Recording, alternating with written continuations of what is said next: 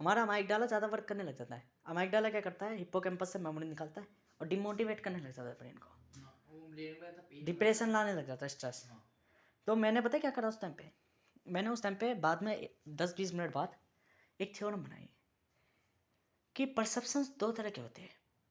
एक धारणा वो जो हम किसी को भी देखकर मान लेते हैं बाहरी रूप से। किसी ने मुझे कहा ये व्यक्ति पागल है, मैं डायरेक्ट मान लूँगा हाँ वो पागल है, मुझसे गलत व्यवहार करने लगूंगा, ये योग्यवान नहीं है, ये कोई डॉक्टर भी हो सकता है, कोई इंजीनियर भी हो सकता है, कोई साइंटिस्ट भी हो सकता है, क्योंकि ये सभी से ऊपर ऊपर से मिल गया, ये योग्य बन के ऊपर नहीं बना। बट कोई दूसरा व्यक्ति है, तो दूसरा व्यक्ति चलो माना कि किसी ने मुझे बोला कि भाई ये बालक, ये जो बच्चा है, ये क्या बोलते हैं गलत संगति का है और ये गालियाँ वालियाँ भागता है। तो मैं उससे यूँ नहीं कि घिरना करने लग जाऊँगा डायरेक्ट जाके, नहीं। क्यों? मैंने अपनी आंखों से नहीं देखा, मैं प्रूफ्स उठाऊँगा, मैं एविडेंस उठाऊँगा, मैं उससे पोलाइटली बोलूँगा, बिकॉज मैं जानता हूँ परिस्थितियाँ बना देती है। मैंने उसके लिए परिस्थितियाँ सोची। और वहाँ व्यक्ति क्या करते हैं, व्यक्ति की परसेप्शन से एक सबसे बड़ी गंदी आदत है कि वो खुद के टाइम पे तो यूँ कह देता है सिचुएशंस की गलती है, और दूसरे के टाइम पे यूँ कह देता है वो खुद पापी है, दुष्ट है। बल्कि रियलिटी में ये होना चाहिए, आप अगर कोई दूसरा वाला व्यक्ति गलती कर रहा है तो आप यूँ कहो, हो सकता है कि उसकी सिचुएशन ऐसे हो पर वो बदलना चाहता हो। जैसे मान के चल तू रसिंग वर्ल्ड में भागता है, तो मुझे गुस्सा क्यों आती है रसिंग वर्ल्ड में कि मैं तुझे 36 बार वार्निंग दे चुका हूँ कि रसिंग वर्ल्ड में मत पढ़, परिस्थितियों से प्रभावित मत हो जाना। क्यों? अगर परिस्थितियों से ज़्यादा प्रभावित हो गया या उनसे भागेगा, जीवन भर भागता रहेगा, जीवन भर। क्यों कह रहा हूँ जीवन भर भागता रहेगा?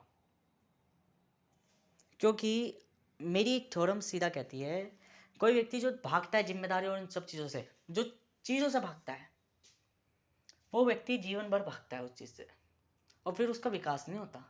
यदि वो उसके संग टैकल कर ले, मैंने कहा प्रॉब्लम को मत सोचो प्रॉब्लम क्या है, अगर प्रॉब्लम को टैकल कर लो तो सॉल्यूशन मिलेगा। और यदि प्रॉब्लम को टैकल नहीं करोगे, वो टैकल करने से पहले भाग जाओगे, तुम प्रॉब्लम सुनते ही भाग गए, तो आप जीवन भर भागते रहोगे, क्योंकि जीवन संघर्ष का नाम है, और संघर्ष हर बार आता है, और संघर्ष समस्या लाता है। ठीक है, स्ट्रगल प्रॉब्लम लाता है। आप किसी भी पॉइंट पे खड़े हो जीवन के, लाइफ के, आपको कोई ना कोई प्रॉब्लम टैकल करनी ही पड़ेगी। जब तक टैकल नहीं करोगे तब तक प्रॉब्लम आती रहेगी, आती रहेगी, आती रहेगी। कब तक भागोगे? इस धरती की भी लिमिट है भागने की, कहाँ तक भागोगे? रसिंग वर्ल्ड में नहीं फंसना। Rushing world is the fucking world, because rushing world में हर कोई पड़ा है, हर कोई। आपको नहीं पढ़ना रसिंग वर्ल्ड में, भाग हर कोई रहा है। आपको शांति से कामली जवाब ढूंढने हैं, कामली, धैर्यवान से। आपको डार्क साइकोलॉजी ऐसी नहीं सीखनी कि भाई डार्क साइकोलॉजी सीखकर हम क्या बोलते हैं खतरनाक हो जाएगा, हम आई कांटेक्ट रखने लग जाएगा, हम हिडन रखने लग जाएगा, हम सीक्रेट रखने लग, नहीं। आप फेवरली बात करो हर किसी से, फेवरली टॉकिंग करो, बस। आप डिपेंड्स इस चीज़ पर करता है आप किसी भी चीज़ को कैसे हैंडल करते हो। किस बात को जब सीक्रेट रखना हो तो आप कैसे सीक्रेट रखते हो, किस बात को कब हिडन रखना हो तो आप कैसे हिडन रखते हो, किस बात को कब साइलेंस रखना हो कैसे साइलेंस रहते हो, किसी चीज़ पर कैसे कंसंट्रेशन लगानी हो तो आप कैसे कंसंट्रेशन लगाते हो। ये चीज़ निर्भर नहीं करता ऑल ट्रेड्स योर नॉट, सारे ट्रेड्स तुम्हारे नहीं है खुद के, कि सब ट्रेड्स तुम्हारे हैं, कि आप हिडन भी हो, आप मिस्टीरियस भी हो, आप साइकोलॉजर भी हो, आप क्या बोलते हैं हर चीज़ नहीं बन सकते, एवरीथिंग नहीं तुम बन सकते, तुम ऑल अराउंड नहीं बन सकते। आप यूँ सोचो, एक वक्त में मैं साइंटिस्ट हूँ, दूसरे पल में मैं इंजीनियर हूँ, तीसरे पल में मैं इन्वेंटर हूँ, चौथे पल में, हाँ पलों के बेस पर डिफाइन कर सकते हो। बट आप यूँ कहो एक ही पल में मैं मैथमेटिशियन भी हूँ, एक ही पल में मैं फिजिशियन हूँ, नहीं। एक ही पल में मैं डिबेटर भी हूँ, एक ही पल में मैं क्या बोलते हैं गॉड भी हूँ, नहीं। आप अलग अलग पलों में बन सकते हो। This is definition of your brain, divine power. क्या है पावर? पावर है डिस्ट्रीब्यूशन। क्या आप एक पल में कुछ और हो, दूसरे पल में कुछ और, दिस इज द पावर। आपका चेंज क्या हो रहा है, विजिबल और इनविजिबल। साइकोलॉजीज आरकाल पावर, पावर ये नहीं है कि भाई आप क्या बोलते हैं आप हिडन भी हो, जैसे वो पीकी ब्लाइंडर दिखा देते हैं ना, पीकी ब्लाइंडर कि सारे ट्रेड्स मिलते हैं, वो मिलते हैं, ना ना ना ना ना ना। रियल वर्ल्ड्स में सारे ट्रेड्स नहीं मिल सकते, वो काल्पनिक किरदार है, काल्पनिक किरदार। प्रकृति में जो हम परफेक्ट करते हैं ना, परफेक्ट, हर चीज़ परफेक्ट है। परफेक्ट इसलिए क्योंकि हम उसको देखना परफेक्ट चाहते हैं। केवल हमारे परसेप्शंस पर निर्भर करता है। कोई चीज़ हमें आकार वाली सिमेट्रिकल इसलिए दिखती है क्योंकि हम सिमेट्रिकल देखना चाहते हैं। हमारे ब्रेन की कोडिंग ऐसी हुई सिमेट्रिकली, तो इसलिए हम उसे थिंकिंग सिमेट्रिकली करते हैं। वरना कोई भी चीज़, कोई भी वस्तु शेप भी रखती है और इनशेप भी रखती है। मतलब सिमेट्रिकल भी है और अनसिमेट्रिकल भी है। मतलब एक वस्तु आपको दोनों पहलू दिखाती है कि आप सिमेट्रिकल भी हो और अनसिमेट्रिकल भी हो, निराकार भी हो और आकारीय भी हो। बट आप देखना क्या चाहते हो?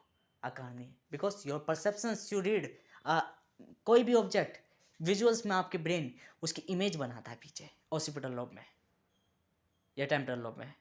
जब वो उसकी इमेज बनाता है तो वो उसको एक रिकॉग्नाइज करता है। आप जो भी चीज़ देख रहे होते हो बाकी चीज़ों को इग्नोर कर देते हो because your brain not calculated this. उसको कैलकुलेट नहीं करता आपका ब्रेन। सब कुछ है आपके सामने, सिमेट्रिकल भी अनसिमेट्रिकल भी है, बट आप कैलकुलेट वही करते हो जो आपको कैलकुलेट करना है। परसेप्शन जो है आपका वही रूप धारण करते हो। आपके सामने से 100 लड़के जा रही है, आपको एक पसंद आई तो बाकी 99 गायब हो जाएगी, एक ही दिखेगी। बिकॉज आपका माइंड देखना उसको चाहता है। मैं तो 100 को भी छोड़ सकता है। मैंने कहा नहीं, 100 को जब छोड़ देगा तो कोई नहीं है तो ज़्यादा अट्रैक्टिव नहीं, सबकी शक्ल याद रहेगी। हाँ ये पर वो उसके बारे में सोचेगा नहीं। हाँ, बट जब एक की देखने के बाद कहेगा हाँ ये दिस इज माइन, तब 99 के भूल जाएगा। देखो ना, एक लॉजिकल स्टेटमेंट देख रहा है तू। एक ह्यूमन का मैन ब्रेन कैसे सोचता है। 100 लड़के सामने से जा रही है, देख ये प्रोग्राम है एक तरीके का, मैं बता रहा हूँ। 100 लड़के सामने से जा रही है, यदि उसमें से उसे एक भी पसंद नहीं आए तो वो 100 की शक्ल याद रखेगा पर उनके बारे में विचार नहीं करेगा, सोचेगा नहीं और जल्दी भूल जाएगा, फिर भूलेगा भी नहीं। बस उसे याद है कि हाँ चलो भाई आम जनता थी सामने से जा रही थी, क्योंकि उसका हार्मोन्स स्टेबल है अभी। बट जब 100 में से एक लड़की पसंद आ जाएगी उसे, कहेगी दिस इज माइन, तब वो 99 को भूल जाएगा। क्यों? अब उसके हार्मोन एकदम एक्साइट करके है। जब एक्साइट करके हार्मोन्स तो क्या होगा, अब उसे एक ही लड़की बार बार सोचेगा। अतः ध्यान लगाने पर निर्भर है। मैंने एक बहुत थ्योरम लिखी थी बहुत पहले, जब मैं थोड़ा डिप्रेशन में बैठा था, आराम से धूप में बैठा था मज़े से, मार्च अप्रैल की बात है। मैंने कहा धूप पड़ रही थी खोपड़े पे, तो मेरा माथा खराब हो रहा था, आंखों पे धूप पड़ रही थी। मैंने कहा धूप पे क्यों ध्यान लगाना, छाया पे ध्यान लगाओ ना। मतलब कहने वाला मतलब है कि जहाँ ध्यान होगा वही चीज़ याद रहेगी, बाकी सब गायब हो जाएगा। और यदि ध्यान कहीं नहीं है तो जो चीज़ प्रभाव डाल रही है वो चीज़ दिखेगी। जब मेरे को किसी लड़की के संग अट्रैक्शन नहीं हुई थी तो 100 की 100 लड़कियाँ याद थी, पर मेरे हार्मोन्स स्टेबल थे तो विजुअल्स बनी थी। बट जब मुझे एक लड़की पसंद आ गई उन 100 में से, तो मैं बाकी सब 99 को भूल गया कि मेरे ब्रेन ने उसकी विजुअल्स थोड़ी ज़्यादा कैच करने की, उसको थोड़ी ज़्यादा प्रायोरिटी दी। ये होती है प्रायोरिटेंस। जब हम किसी एक चीज़ के चक्कर में, अब देख यहाँ पे मुझे कई सारे रंग दिख रही है, कई सारी चीज़ें दिख रही है, और मैं आधी से ज़्यादा चीज़ों को इग्नोर कर दूंगा क्योंकि मेरे लिए पर्टिकुलर पर्सन कौन है, यू, बाकी सब इग्नोर। बट यदि सोच मेरे लिए कोई भी पर्टिकुलर पर्सन महत्वाकांक्षा रखता ही नहीं है तो मैं सारी चीज़ें याद रखूँगा। दिस इज द क्या, ब्रेन।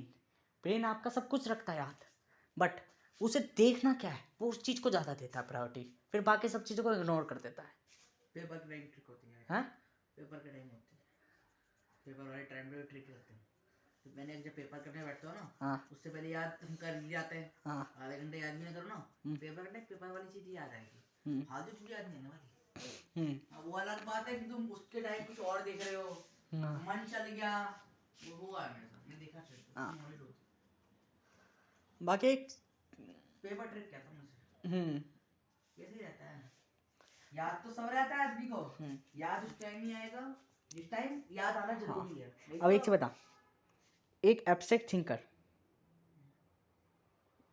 कैसे बनता है व्यक्ति, जब वो लॉन्ग टर्म इन्वेस्ट करता है अपने ऊपर। और लॉन्ग टर्म का मतलब क्या है, अनस्टेबल सिचुएशंस पे अपने आप को बिल्ड करता है। एक बच्चे ने 11वीं क्लास में नाम छुड़वा दिया। 2 बच्चे हैं, एक बच्चा जो CEN पे वर्क करता है, सेंट्रल एग्जीक्यूटिव नेटवर्क पे, और दूसरा बच्चा DMN पे वर्क करता है, डिफॉल्ट मोड नेटवर्क। ठीक है, ब्रेन के वो है जंक्शंस, ठीक है, ब्रेन के नेटवर्क्स है। जो CEN वाला है, सेंट्रल एग्जीक्यूटिव नेटवर्क वाला, वो हमेशा लॉजिकल सोचता है। वो कहता है अगर हमें कुछ करना है तो हमें डिग्री चाहिए, हमें कुछ करना है तो पढ़ाई करनी पड़ेगी, हमें कुछ करना है तो उसके बाद वो। अब देखो, मान के चलो कोई बच्चा है, उसे भाई कोई चीज़ इन्वेंट करनी है, उसको मॉडल बनाना है एक, जैसे मान के चलो आयरन मैन का सूट बनाना है, तो उसने सोचा पहले मैं PCM लूँगा, फिर मैं PCM लेने के बाद डिग्री पाऊंगा, डिग्री पाने के बाद फिर कॉलेज लूँगा, कॉलेज लेने के बाद कॉलेज से डिग्री पाऊंगा, फिर नौकरी लूँगा, नौकरी लेने के बाद फिर वहाँ पे मैं अपना मॉडल पेश करूँगा, फिर परमिशन लूँगा, ये सारी चीज़ लूँगा। तो वो रसिंग में पढ़ा है अपनी जीवन में। ये तो हो गया एक आम बच्चा जो इंजीनियर है। दूसरा आ गया इन्वेंटर, ठीक है, इन्वेंटर थिंकिंग वाला मतलब DMNN वाला। उसने काल्पनिक करा, उसने क्या करा, उसने ये सब चीज़ों के पीछे पल्ले नहीं पड़ा। जो मैं तुझे शुरुआत में गुस्सा कर रहा था, इसलिए तो गुस्सा कर रहा था, उस चीज़ों के पल्ले नहीं पड़ा। वो कह रहा होता रहेगा जो भी होता रहेगा। वो अपनी काल्पनिकताओं में खो गया। वो काल्पनिकता में क्या करने लग गया, उसने उठाया पाना और मशीन बनाने लग गया। जब उसने बनाने लग गया मशीन, एक बार फेल हुआ, 2 बार फेल हुआ, 3 बार फेल हुआ, वो सब्जेक्ट्स में नहीं खेला, वो प्रोजेक्ट्स में खेला। जब प्रोजेक्ट्स में खेला तो वो डिग्री पाने के लिए स्कूल में नहीं पढ़ा, वो डायरेक्ट इंटर कॉलेज पढ़ा, कॉलेजेस में पढ़ा। क्यों? मैं कहता हूँ कि साइंटिस्ट की लैब में पैदा हुआ बच्चा जरूरी नहीं है कि साइंटिस्ट ही बने बहुत बड़ा, बल्कि जिसका साइंटिस्ट का दिमाग है, जिसका DMN ब्रेन है, यदि वो अनुकूल वातावरण में भी नहीं है ना, अनस्टेबल सिचुएशन में भी है, वो भी साइंटिस्ट बन सकता है। मैं कॉलेज नहीं गया, मैं कहीं नहीं गया, फिर भी मेरे को कितनी नॉलेज है लिमिट्स पर फंक्शन रखता हूँ जो आज तक कोई नहीं रखता। लिमिट्स क्या है? ऐसा फंक्शन, ऐसा पॉइंट जहाँ पे फंक्शन प्रॉपरली वर्क करे। ये जो एब्स्ट्रैक्ट नॉलेज देता हूँ, मैं कभी कॉलेज नहीं गया, मैंने तो बल्कि 12वीं भी छोड़ दी। क्यों? My DMN not CEN। मैं इंजीनियर नहीं हूँ, I am a thinker, abstract thinker. Abstract thinker को कोई सिचुएशन नहीं चाहिए, बल्कि अनस्टेबल सिचुएशन भी मिल जाए उसे बेहतर। मैं अपने बाल लंबे रखता हूँ, क्यों रखता हूँ? ताकि दिमाग में स्ट्रेस पड़े और इस अनस्टेबिलिटी दिमाग पे जोर पड़े। जब जोर पड़ेगा तो जिस दिन ये बाल कटवा दूंगा, उस दिन ब्रेन क्या होगा? फ्री। जब ब्रेन फ्री होगा तो ब्रेन ओन न्यू थिंकिंग करेगा। This is my theorem. जब एब्स्ट्रैक्ट थिंकिंग की बात करते हैं, एब्स्ट्रैक्ट थिंकिंग की, तो हम एब्स्ट्रैक्ट थिंकिंग में यही समझो, जो DMN वाला है वो नहीं देख रहा, वो डायरेक्ट प्रोजेक्ट्स में लग गया। जो इंजीनियर था शुरुआत में, CEN वाला, एग्जीक्यूटिव नेटवर्क वाला, वो सब्जेक्ट्स पे ध्यान देता। सब्जेक्ट क्या देता भाई? हर चीज़ को पहले ये कंप्लीट करना है, फिर ये कंप्लीट करना है, फिर ये कंप्लीट करना है। DMN वाले ने इतना नहीं सोचा, DMN वाले ने वर्क कर दिया डायरेक्ट। DMN वाले ने क्या कर दिया? Direct work. क्या वर्क करा उसने? क्या करा? काल्पनिकता में उसने स्कूल से नाम कटवा दिया, क्योंकि स्कूल दिक्कत दे रही है मुझे मेरी इन्वेंटिंग करने में। मैं इस रसिंग वर्ल्ड में नहीं घूमूंगा, this रसिंग world is the fucking world. उसने डायरेक्टली बोला कि रसिंग वर्ल्ड, फकिंग वर्ल्ड। मैं समाज में नहीं जीऊँगा, मुझे डर लगता है समाज में जीने से, मैं समाज के लोगों में नहीं मिलूँगा। This is the abstract thinking है। उसने क्या करा? नाम कटवा दिया। नाम कटवाने के बाद अपने आप में खो गया। लोग उसे ताने दे रहे उस, तो वो डिमोटिवेट होता, पर उन डिमोटिवेट को वो डिमोटिवेटेशन नहीं समझता, वो अपने अंदर एक गुस्सा पैदा करता। This is the man's personality. वो गुस्सा क्या पैदा करता कि एक दिन ऐसा आएगा जिस दिन मैं फूटूंगा, और जब मैं फूटूंगा तो इन सबके मुंह में मूतूंगा। ये लगा मुहावरा रहा है, पर है बात है, हकीकत। ठीक है, तो 10 साल बाद, 20 साल बाद, जब भी वो एक चीज़ इन्वेंट कर देगा, क्योंकि उसने कई सारे फेलियर्स झेले हैं, तो वो जब भी कोई चीज़ बिल्ड कर देगा, तो या वो जो चीज़ क्रिएट करेगा, this is the abstract thinking. Tesla को क्यों मानते थे एब्स्ट्रैक्ट थिंकर? बिकॉज टेस्ला जब भी कोई चीज़ बनाता था तो वो ऐसी बनती थी, यूनिक। वो किसी कॉलेज नहीं पढ़ा, वह किसी इंजीनियर से नहीं मिला, वह कभी इंजीनियर था ही नहीं, उसने खुद बनाई। Because abstract thinker, abstract thinker जब भी क्रिएट करता है तो ऐसी चीज़ क्रिएट करता है जिसने किसी ने सोची ना हो, वही युग बदल देती है। युग का प्रारंभ एक एब्स्ट्रैक्ट थिंकर करता है, और एब्स्ट्रैक्ट थिंकर कभी भी स्टेबल सिचुएशन में पैदा नहीं होता, वे कभी भी साइंटिस्ट नहीं बना होता, वे कभी भी एक डॉक्टर के यहाँ पे पैदा नहीं होता, वो एक गंदे वातावरण में पैदा होता है। और मैं सबसे कहूँ, भारत सबसे गंदा इलाका है, because this is the diverse world. और यहाँ पे ये फ़ायदा है कि ये अनस्टेबल सिचुएटेड है, यहाँ आपको कामयाब नहीं होने देंगे, पर यदि जो यहाँ से कामयाब हो गया, this is the abstract thinker. Abstract thinker situational बनता है, पर कौन सी सिचुएशन में बनता है? जब अनस्टेबल इक्विवेलेंट हो, ठीक है, अनस्टेबल हो, लोग आपको स्टेबल होने नहीं दे रहे, तब जो आपके अंदर पावर दर्शेगी, जब आप जो मसल्स बोन करोगे, this is the abstract muscles. यही तो रिकॉर्ड कर रहा हूँ ताकि मैं अपने बाद में समझ सकूँ। तो एब्स्ट्रैक्ट थिंकर क्या है? एब्स्ट्रैक्ट थिंकिंग यही है कि आप कैलकुलेशंस ऐसी करो अनस्टेबल इक्विवेलेंट। इक्विवेलेंट मतलब कि अनस्टेबल इन्वायरमेंट, मतलब कि अनस्टेबल सिचुएशंस पे लॉन्ग टर्मली। जो DMNN वाला था, देख CEN वाला प्रोजेक्ट सब्जेक्ट्स पे काम कर रहा था। वो सोचा था पहले डिग्री लूँगा, फिर कॉलेज में जाऊँगा, फिर पढ़ाई करके नौकरी पकड़ूंगा, फिर नौकरी में जाके मॉडल पेश करूँगा। इतना सोच रहा, रियलिटी में सोच रहा, वो रियलिटी में जी रहा। पर केवल रियलिटी फ़ायदा नहीं होती। और DMNN वाले ने कहा भाड़ में जाए सारी दुनियादारी, मुझे दिक्कत कर दी, ये नाम कटवा दिया स्कूल से। अब उस पर और तनाव आ गया। क्या तनाव आ गया? हरामजादे तो कुछ नहीं कर पाएगा, तो तूने पढ़ाई छोड़ दी बीच में, तेरी जिंदगी तबाह है, हैं? तू बस चीज़ों के लिए तरसता रहेगा। तो धीरे धीरे क्या हो गया, वो उसको लोग जब तरसाते रह गए तो वो गुस्सा होता चला गया अंदर अंदर से। और धीरे धीरे क्या हो गया, उसने चीज़ों को त्यागना शुरू कर दिया। जब चीज़ों को त्यागना शुरू कर दिया, अपने माँ बाप उसको डिमोटिवेट कर, माँ बाप को त्याग दिया। जब वो अकेला हो गया, अकेला आइसोलेटेड हो गया, मैंने कहा था एक क्रिएटर को, एक गॉड लाइक पर्सनैलिटी को 4 ही चीज़ें चाहिए: संतुलन, आइसोलेशन, और उसका कर्तव्य, उसको अपना कर्म, डिसिप्लिन, उसको अपनी वो पता होनी चाहिए, मेंटेलिटी, ठीक है। और चौथी चीज़ उसका सोचने समझने की जो भी दिमाग, मैं अभी आ तो नहीं रहा। तो ये जो चीज़ें, चारों चीज़ें, तो जब उसने ये करा तो वो डायरेक्ट सब्जेक्ट पे नहीं गया, वो डायरेक्ट प्रोजेक्ट बनाने लग गया, वो पढ़ने लग गया। वो बिन डिग्री के पढ़ रहा है, पढ़े जा रहा है, पढ़े जा रहा है, पढ़े जा रहा है। एक ना एक दिन उसने कोई चीज़ इन्वेंट कर दी। जो भी चीज़ उसने इन्वेंट करी, दिस इज़ द यूनिक। जब ये यूनिक है तो क्या होगा,